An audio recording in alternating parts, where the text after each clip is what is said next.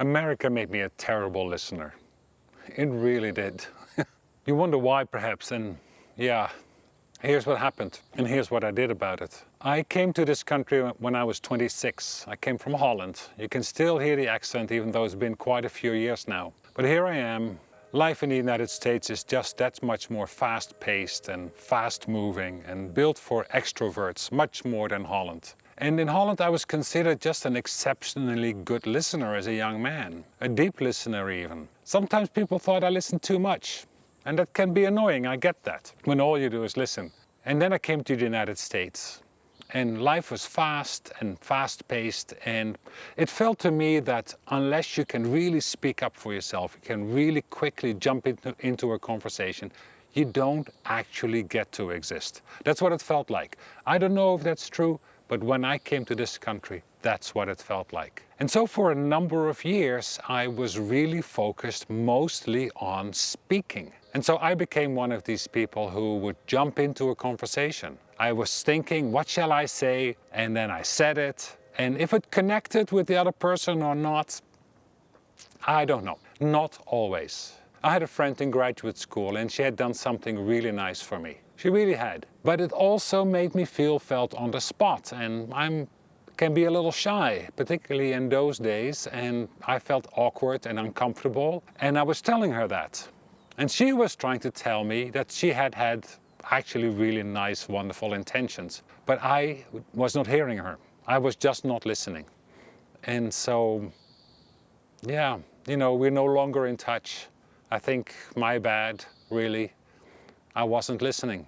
And so after a few years of this, I realized I am not the same person I was when I came here. In fact, I don't really feel myself because I was not a listener. And as I was pondering, how do I get back to that feeling of who I am, I came upon the San Francisco Zen Center and I went to sit in meditation with the Buddhists. And meditation, as they taught me, is in a way really simple. You sit down with your back straight, perhaps in a chair, perhaps on a cushion, doesn't really matter, and you focus on your breath. And then you count your breath, your in-breath or your out-breath, and you count from 1 to 10. And the idea is that when you reach 10, you start back at 1. But here's the thing, here's what happens. You sit down, you start counting, and you come by at 4, and all of a sudden you start thinking about something that so-and-so said, or the thing on your to-do list that you forgot, or something in the news, or some random thing. I didn't brush my teeth this morning, I don't know what. You start to think about some things, and now your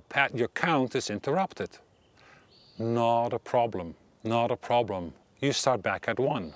Accomplishment is really not the point here. What is the point here is awareness. Simply becoming aware of your own thought pattern as you're trying to concentrate on your own breath. I've sat in several Dharma talks, as they call them. The people who spoke there would say that they, in sometimes decades of practice, have never counted to 10. Ever. Doesn't matter. Not the point.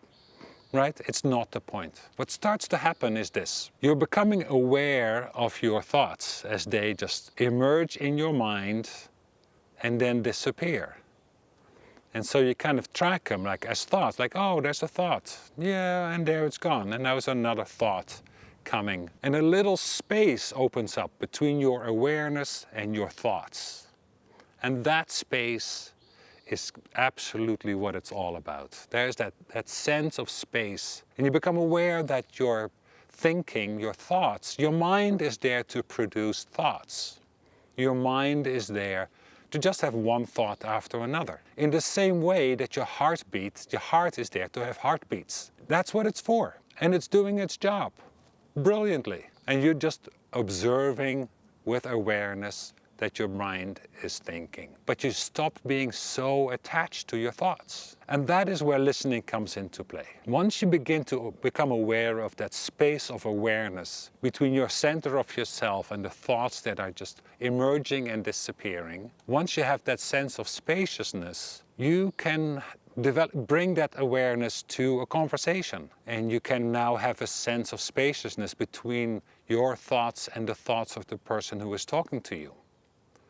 And you can observe their thinking as they are expressing it to you in the same way that you observe your own thinking when you're meditating. It's the same thing, really. And more than that, you can also then become aware of your own thinking, your own responses as they emerge in reaction to what the other person is telling you. And when that happens, you're not so reactive anymore. That's what a good listener does. A good listener is not always like jumping in and not caught up by their own responses, not caught up by their own emotions in the moment. A good listener observes what the other person is saying and observes their own reactions and is not overly attached to either of them. And then you can be free to have a conversation. You can take in what the other person is saying. You are free to respond however you want to. You're not driven by any impulses. Now, later in life, my meditations have taken on a Christian value,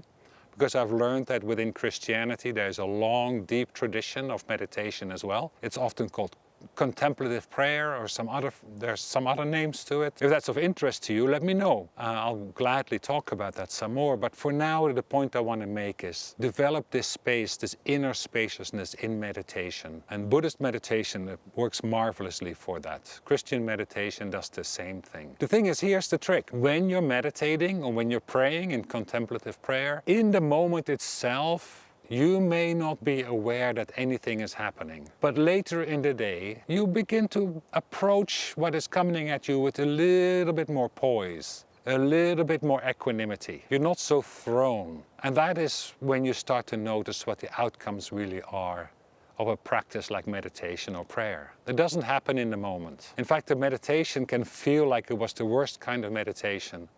Again, accomplishment is not the point, awareness is the point. And the fruits will come later in the day. Give it a try, and I hope that it will help you on your way to become a much better listener. We need you. We sure do.